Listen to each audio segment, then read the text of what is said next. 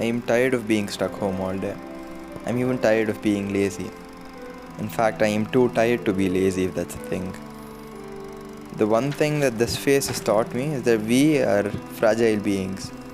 As clever as we think we are not immortal. Maybe some people are, but this isn't about that.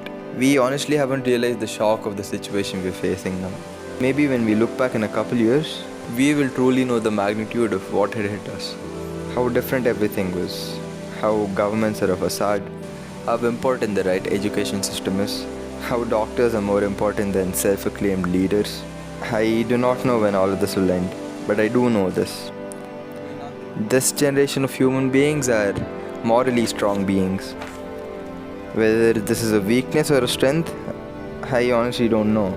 I am one of those lucky people who has extremely caring parents, so I don't have to struggle to get food. But there are a lot of people out there who are struggling to find a meal a day.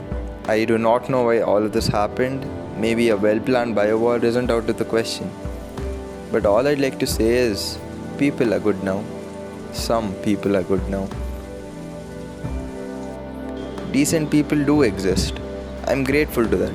I hope all of this ends soon, and hopefully looking back to videos like these that remind us that after all, at the end of the day, knowledge is power.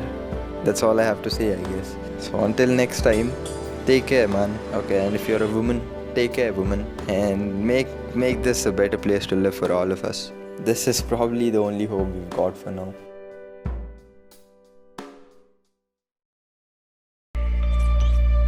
That's all it is, Miles. A leap of faith. Like, what's up, danger?